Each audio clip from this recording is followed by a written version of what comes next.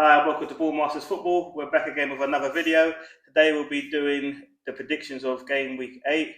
I've got another guest with us. Obviously, I know for some of you it might be a surprise, like who's this guy? But he's obviously he's been away and he's back to do this episode with us. So yeah, the first game, Arsenal Tottenham. What's your predictions for that game? I think it's a must-win game, if anything. For both. For both, yeah. But I think mainly for Arsenal. Yeah. Because I think we put a lot of time and effort into preparing for these types of games. Mm-hmm. Might be a bit biased, but I'm going to go for a 3-1, just like last time. Would you say even this will be able to tell us where we are in terms of as a team? Obviously, I know it was a bit of a unfortunate thing. We didn't turn up against Man United, but with us being at home and our home record's quite good, considering what we did last season to Tottenham, do you think that it will be? Would you like to see more of the same, considering how Tottenham are now more defensive? It's going to be quite a cagey game in terms of how the outcome could be. I think it could be either way. Tottenham, I think, are still undefeated. Yeah. Arsenal obviously lost one game. So in terms of form, as you can tell, nothing's for definite, especially in a derby. So yeah, I think to me, we need to get 3 points. I think we need it.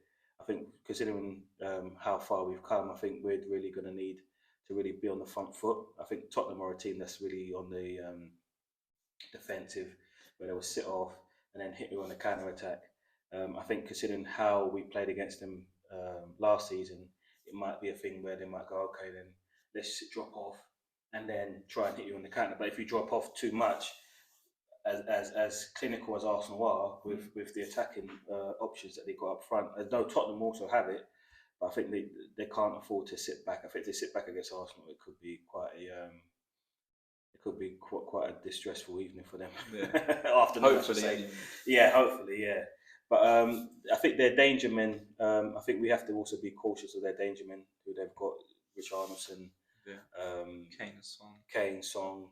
Obviously, I know everyone you're getting the criticism again, as I did say on the other previous show, that it wasn't really deserved considering he's kind of carried them when Harry Kane's been injured. So I think to give him some game, obviously to give him opportunities to play still, as long as he's contributing, and the way he's answered his critics, came on 14 minutes, scored a hat trick. Fair play. Yeah.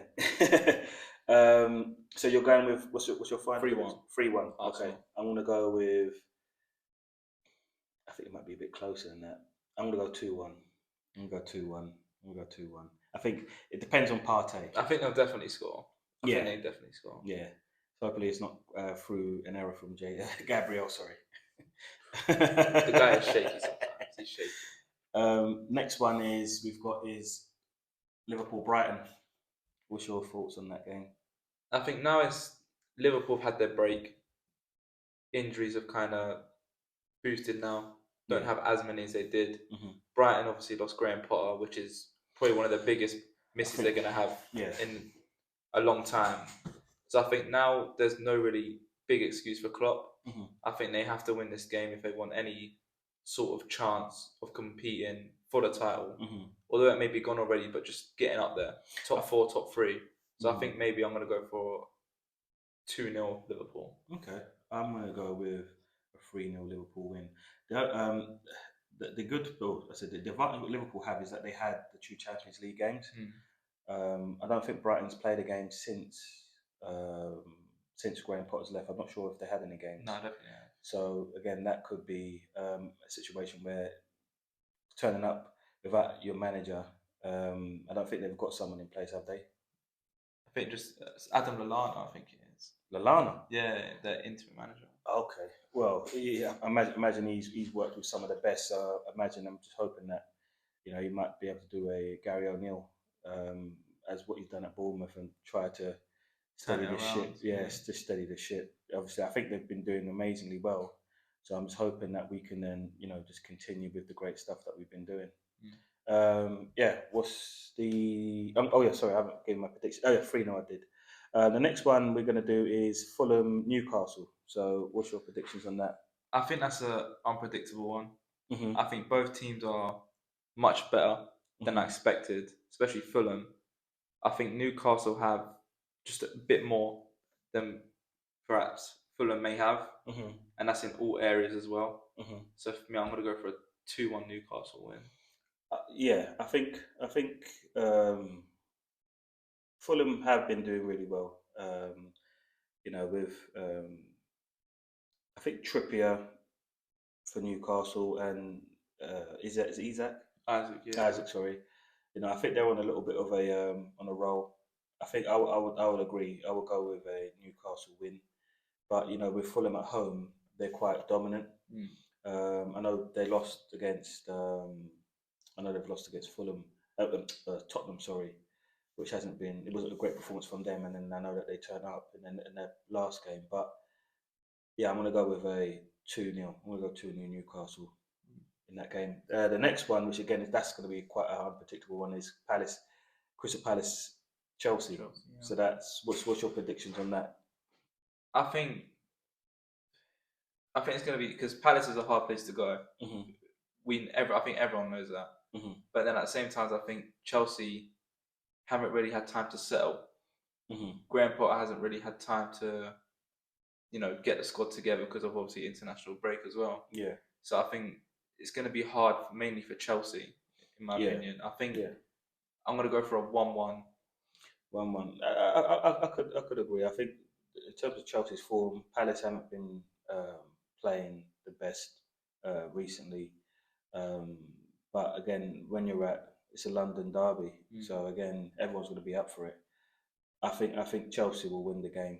I think Graham Potter's got an opportunity to work with, whether it be some of the teams that they haven't gone on international break, work with some of maybe the under 23s possibly, and see if we can maybe use some of them at some sort, or include them into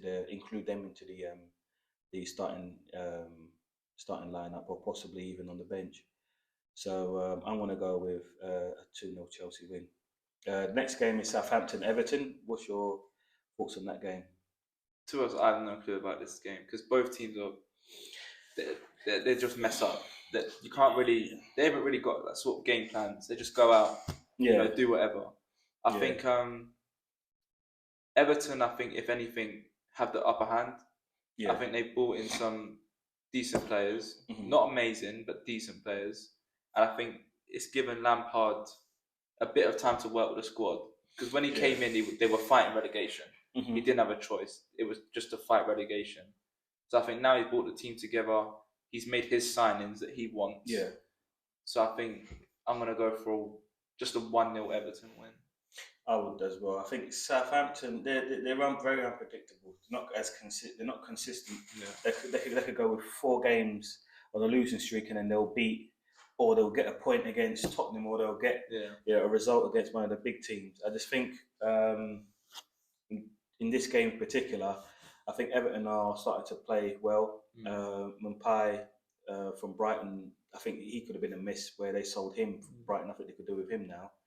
But I think he will do well at Everton, and I think Everton will win the game. I'm going to put 2-0 or 2-1. I'm going to go 2-1 because I know Southampton are playing at home, so I think they will score in that game. But I'm going to go 2-1 Everton. West Ham Wolves. Now that's another tricky game. Yeah. I think both teams are on a bad run of form. Especially West Ham. Yeah. They're on a very, very bad run of form.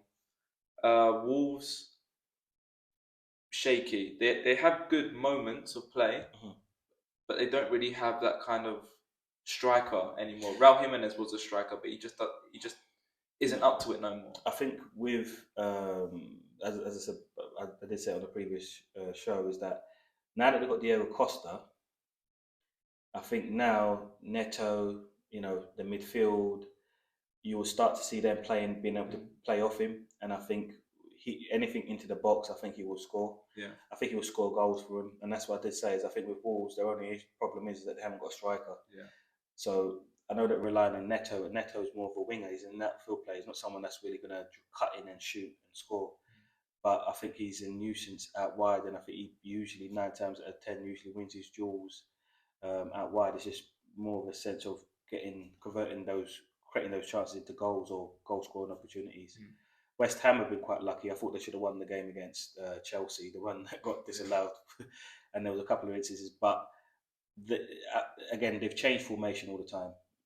I don't think Moyes knows his best 11, where he keeps changing it around. So I think once I'm just hoping that where he's had the 2 weeks off, and obviously an opportunity to identify what formations have worked or what one he's going to maybe stick with and long term, so that they can start getting a bit more chemistry and get more familiar with the roles, and then be able to turn those into results.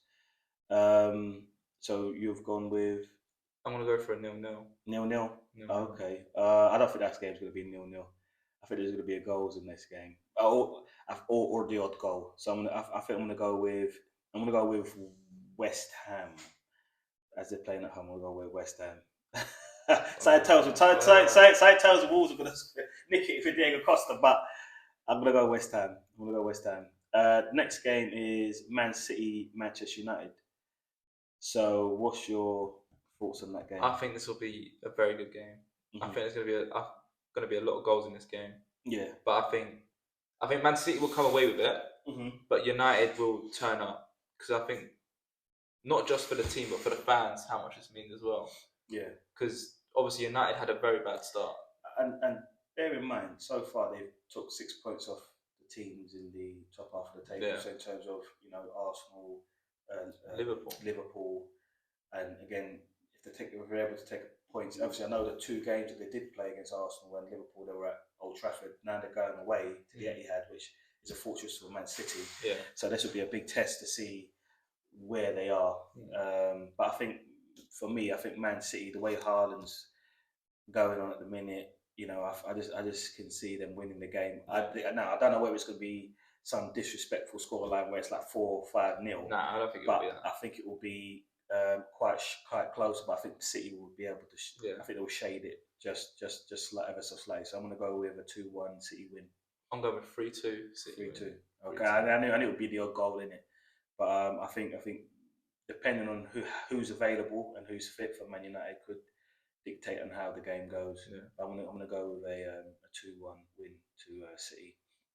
The next game is Leeds v Villa. That game is a tricky game in itself. So, what's your predictions on that?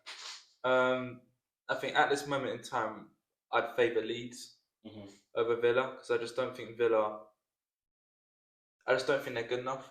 I don't think Steven Gerrard's a good enough manager.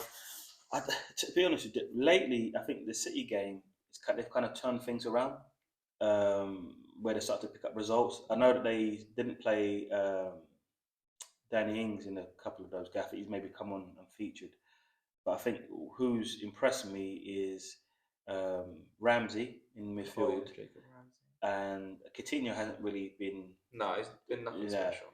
But I quite like Leon Bailey. Yeah, I think he's been their bright spark. Those two for me that stood out for me. That I thought, I like these two are really doing well. Tyrone Mings at the back seems to be getting his head down and defending, and doing what he's supposed to do, which he should have done when he had the captaincy. So, I think with Leeds, I don't know if Rodriguez is going to be back, and a couple of the other players that have been important players for him. I think he's still banned, isn't he, the coach? Jesse, I'm not too sure. I think so. But if again, that could also play a part as well in terms of how the team play with him not being there. Because I think he's been, a really, really good bright spark for Leeds. So, I really think that going forward for Villa, I think they will have a little bit more than Leeds. Yeah. So I'm going to go with a Villa win. I think it's going to be 2-1 Villa. I'm going to go 2-1 Leeds. 2-1 Leeds. 2-1 Leeds. Yeah, I think. Yeah, I can see how that game could swing, especially with it being at home. At Leeds are going to be at home, so it could be a good result for them. But yeah, I think going forward, Ollie Watkins and Leon Bailey. But every time when I've picked Villa, they've ended up losing.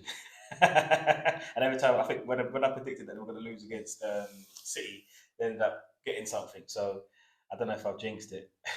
But move on to the last fixture of the weekend. which is going to be kicking off on Monday, is Leicester Forest, which again is going to, I reckon it's going to be a boring game. Yeah. I think it's got 0-0 written all over it. I don't think any team. I think it's going to be 0-0. And the thing is, Leicester concede a lot, and Forest have conceded quite a bit recently. Because they have said recently that they've conceded. They've seen that Forest do well in the first half, and come second half they just tail off. Yeah. So I don't know whether they're going to put the damage in early. But again, when you're at, is it the King Power? Yeah. Yeah, the King Power Stadium. You're going to. I'm hoping if they have the clackers and make an atmosphere, because I think at this present moment in time it's flat. Yeah. They need to bring back. If I was the club, I'll be starting putting clackers on every single chair in the stadium, and start getting that vibe back again. Because I think without the fans, the club's just going to keep going down. I think they're going to need the fans. They need that 12th man. And I think the sooner they can get the fans on board. But I can understand from the fans' perspective is that it's not good enough. It's not good enough. It isn't. And the goalkeeper, they've got is he's terrible. He's very bad. He's very bad. So you can imagine as a result, if you've got a bad goalkeeper, it then affects your back four or your back three, which then affects the midfield. You see what I mean? So it kind of just has a snowball effect. I just think this game, I'm gonna go with a 1-1 draw. Yeah, I think it's 0-0. 0-0. I don't even think there'll be a goal. Jeez, I think I wouldn't be surprised. I wouldn't be surprised if it is a 0-0. But I just think that they're I think they'll have something, whether it be at the end where they still got Madison, who's doing really well. Yeah, I think he's their bright spark at present, and I think if he gets any free kicks in and around the box, he's in for a chance. So yeah, but anything you want to add? Yeah. So again, guys, any of the Tottenham fans, please do. If we do beat you on Monday, I will be gloating. If we do lose, I might not even do a video. No, I'm joking. I will do. But yeah, hopefully it's a good game. We'll be watching it on Saturday. So again, I think Alfie's at the game as well. So yeah, please do again like and subscribe. And yeah, we look forward to making more videos for you guys. And yeah, take care now. Bye.